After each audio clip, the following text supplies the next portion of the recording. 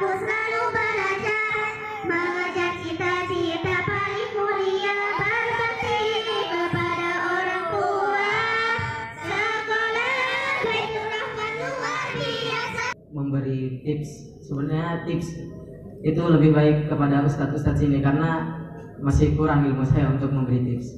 Mungkin share pengalaman saja ya. Nah, pengalaman saya sebenarnya saya awalnya tidak ingin mondok. Sebenarnya saya awalnya pengen SMP biasa, cuman karena satu dan lain hal akhirnya terpancing juga untuk merasakan mondok itu seperti apa. Cuman di dalam itu saya punya syarat kepada orang tua. Syaratnya pondoknya milih sendiri dan saya tidak mau tahfidz. Kenapa? Yang pertama juga saya karena otaknya agak kuat kalau ngafalin. Yang kedua juga kalau mondok sendiri, kalau pilihan pondok sendiri, insya Allah itu lebih enak mondoknya.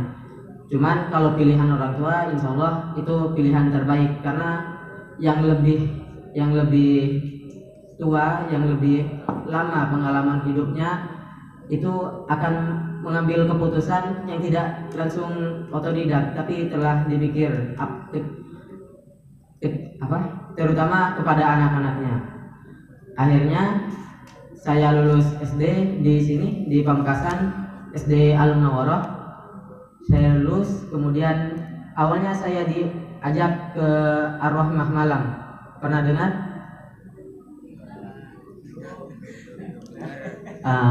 Kalau ditanya pernah dengar, sebenarnya pernah. Kan barusan itu sudah dengar.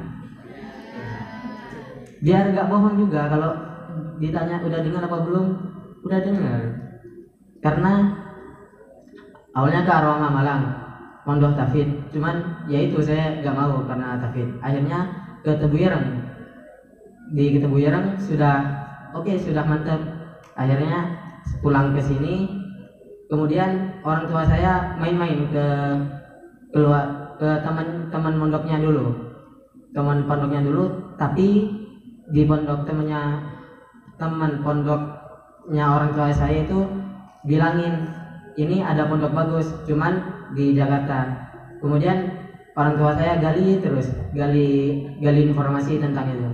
Ternyata pondok ini adalah pondok yang didirikan oleh Kiai Ali Mustafa Yakub, mantan imam besar Masjid Istiqlal. Namun beliau udah wafat sekarang. Tapi akhirnya ya udah saya nurut aja karena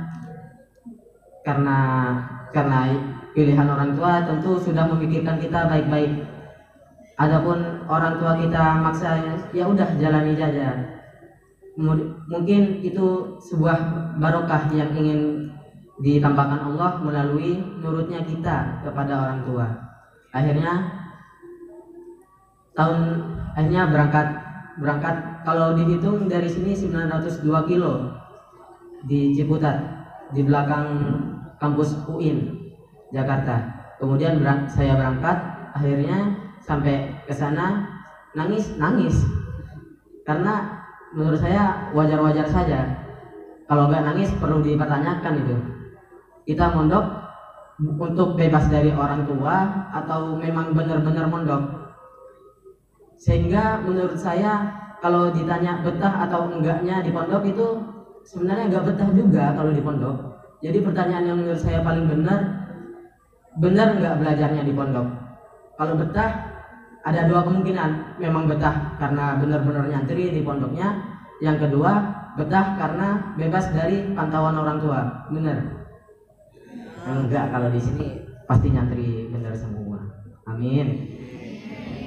Jadi tahun pertama ya saya mondok nangis lagi. Habis itu setelah nangis lagi ya nangis lagi. Mau gimana lagi kalau ditinggal orang tua?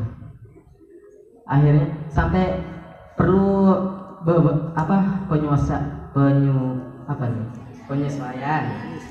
penyesuaian karena saya orang Madura sendiri di sana ternyata. Akhirnya di sana 1 bulan 2 bulan jalani, terus karena ada motivasi, ada kata-kata, ada quotes. Kalau sekarang terkenal quotes ya. Quotesnya kiai saya itu wala tamutunna illa wa antum. Nah, kalau di Al-Quran muslimun kan. Kalau motivasi yang dari kiai saya wala tamutunna illa wa antum katibun. Ini sebenarnya kiai saya dapat beberapa beberapa sanggahan dari beberapa ulama karena seperti merubah Al-Quran. Tapi menurut kiai saya, karena beliau juga lulusan Al-Azhar, S1, S2, S3 di luar negeri semua pokoknya. Makanya saya alhamdulillah sekali karena bisa nyantri ke pondok beliau walaupun tidak bertemu langsung dengan beliau. Di sana wala tamutunna illa wa antum katibun. Nah, ini saya melihat motivasi ini mulai mati. Akhirnya iseng-iseng saja saya nulis. Kunjungan pertama saya hadiahkan kepada orang tua saya. Awal bukunya, judul bukunya Ayo Mondok. Jadi Ayo Mondok itu ditulis dari pengalaman saya sejak berangkat ke Ciputat untuk mondok. Itu saya tulis akhirnya menjadi buku. Awalnya tipis sekali, cuman saya berikan ke kunjungan pertama, akhirnya didukung. Ya udah, akhirnya saya tulis lagi sampai akhirnya lumayan tebal dan dibukukan. Nah, ketika saya setelah menyelesaikan buku itu, saya mendapat kritikan dari kakak kelas. Bukunya masa curhatan doang. Akhirnya saya diam-diam membantah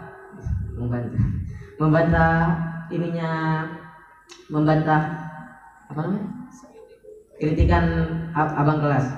Karena ya udah, akhirnya saya yang berbau hukum saya coba ini, dan saya nanya ke Ustadz itu menurut saya wajar. Bahkan saya nanya ke Ustadz itu sampai gak terhitung, takut salah memasukkan hukum. Akhirnya yang alhamdulillah juga ditakdirkan untuk menyelesaikan buku kedua, yaitu Manusia Tersesat Qur'an Menuntunnya. Kalau yang kedua ada ini. Nah, judul buku ini saya terinspirasi dari buku yang diberikan oleh orang tua saya saat kunjungan kedua. Kunjungan kedua itu umi saya yang ada di belakang itu menghadiahkan saya sebuah buku yang berjudul, kalau tidak salah, Manusia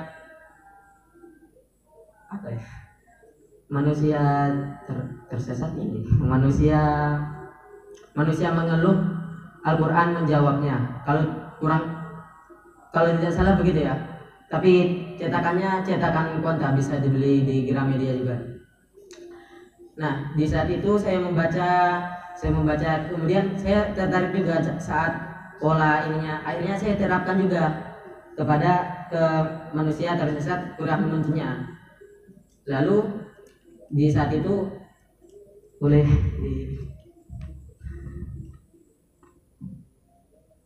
Nah, Qur'an ini sebenarnya kan, kalau Qur'an karena biasanya kalau yang berakhiran tak marbutoh kan perempuan, kan dinisbatkan kepada perempuan, betul? Nah, ini jangan mengira orang spesial ya Qur'an itu, karena kadang ada yang menafsirkan Qur'an itu seorang perempuan yang spesial gitu, atau bisa dibilang pacar lah. Enggak, saya enggak ini. Jadi Qur'an itu singkatan dari Quran, hadis, dan mahfuzat.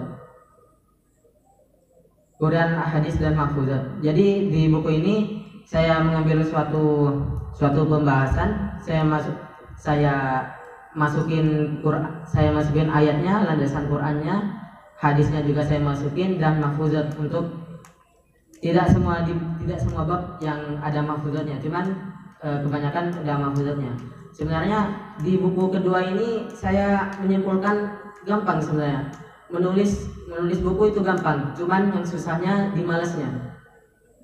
Karena males ini ya gimana kalau sudah males? Gak ada apa-apanya. Sama kayak kalau ngafalin males, gak nyantol-nyantol juga kan? Kalau semangat ya insya Allah nyantol. Akhirnya yang ketiga, sesudah buku kedua saya tertarik lagi untuk menulis buku. Lalu saya kumpulkan lagi. Kalau tidak salah ini pembikinannya 3 minggu yang buku kedua. Akhirnya beberapa bulan saya kumpulkan pembahasan. Lalu saya coba di buku ketiga ini Ana Zaman Now yuk membaca Al-Quran dan hadis. Sebenarnya tipis, cuman menurut saya ini sangat dekat pembahasannya dengan kita. Ada yang tentang berpacaran. Sebenarnya saya lupa juga karena jarang buka buku lagi. Ya, yang ketiga Al-Quran dan hadis. Kalau ini saya termotivasi karena anak zaman now ya, anak kita, anak-anak seperti kita, sehingga saya mengambil tema ini untuk memberi landasan atau mengkritik perlakuan saya juga dengan Al-Quran dan hadis. Jadi insya Allah sangat dekat pembahasan. Karena kalau kita membaca buku-buku yang tinggi suka bingung. Karena menurut saya pembahasan yang dekat itu akan selalu mengenai kita. Juga akhirnya saya kumpulkan lagi. Setelah itu alhamdulillah setelah 2 minggu saya fokusin, alhamdulillah sudah jadi dan saya berikan kepada kepala madrasah. Alhamdulillahnya didukung karena salah satu kehebatan kiai saya juga adalah seorang penulis. Beliau telah menulis 50 karya tulis lebih, hingga akhir hayatnya kalau tidak salah 2 atau 3 tahun per 2 atau 3 buku per tahun diterbitkan oleh beliau. Nah, beliau ini sebenarnya seorang ulama yang awalnya di MUI, cuman ada beberapa masalah, akhirnya ada orang yang nggak setuju, terus ya karena pendapat beda sendiri, akhirnya kiai saya itu memutuskan untuk keluar sendiri dari MUI karena ada beberapa yang nggak setuju. Namun setelah keluarnya dari MUI, beliau diminta oleh oleh lembaga seperti MUI, cuman di Amerika, di luar negeri itu sangat gimana ya,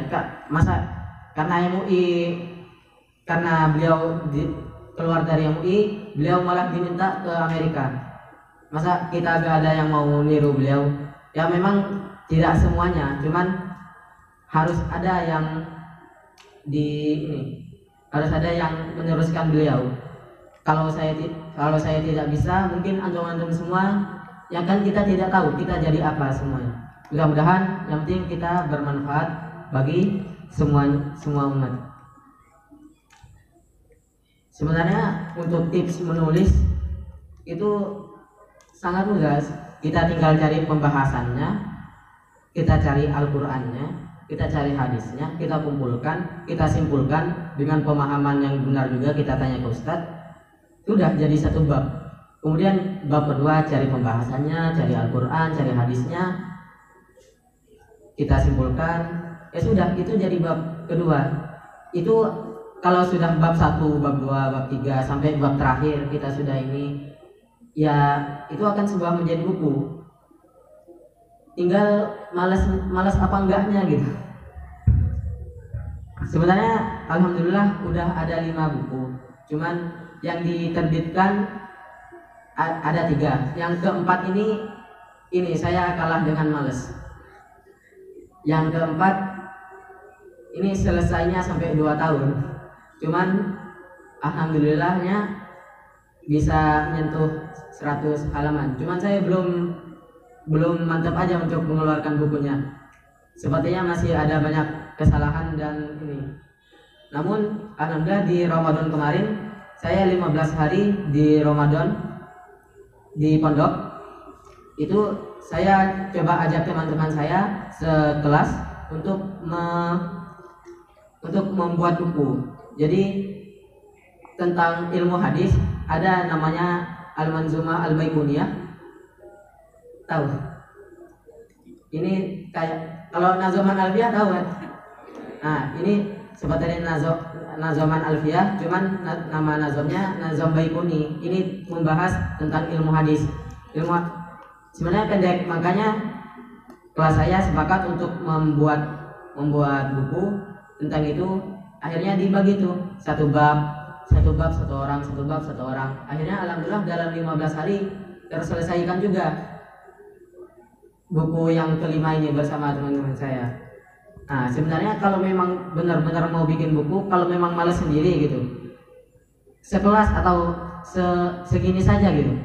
Misalkan satu bab satu orang. Ya kita tinggal nyari Al-Qur'annya, tinggal nyari hadisnya. Ustaz ini kan bisa ditanyain.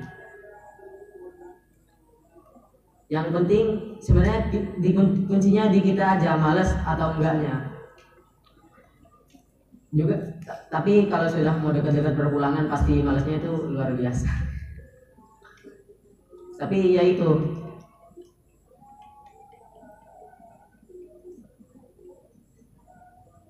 kita sebenarnya saya kurang setuju kalau kita taruh di bawah, mohon dihargai. Setidaknya ada di paha kita gitu, karena masa kita yang baru belajar sudah naruhnya di bawah kan. Kalau bisa taruh di paha atau seperti dimuliakan gitu, dimuliakan. Kalau memang nggak senang ke pembuat bukunya, setidaknya senang kepada ilmunya, hormati ilmunya. Ada suatu ungkapan juga dari kiai saya, kiai anaknya Kiai Ali Mustafa, Kiai Ziaul Haramain. Beliau pernah mengatakan bahwa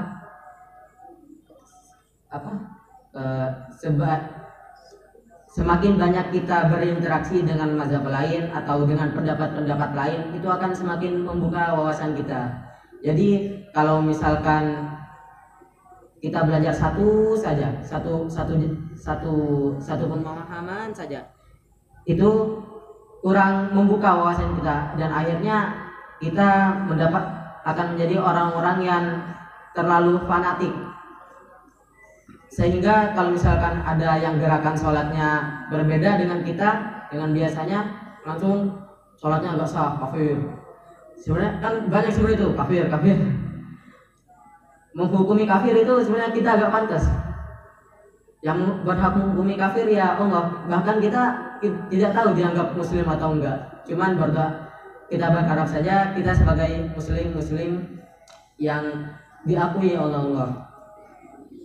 Karena kita tidak pernah tahu, bisa jadi kita dalam keadaan kafir, bisa jadi ya. Cuman nauzubillah min dzalik, malah mengkafir-kafirkan orang. Bisa jadi kitanya sendiri yang ternilai kafir. Makanya perlu kita perbarui syahadat terus-menerus, karena ya kita tidak tahu, kita tidak berhak menilai orang, kita tidak berhak menjudge orang, tapi lihatlah diri sendiri, karena begitu banyak kekurangan yang ada di diri kita. Mungkin cukup sekian dari saya yang pembahasannya cukup ngelantur. Cuma mohon maaf atas kurang lebihnya. Mohon maaf.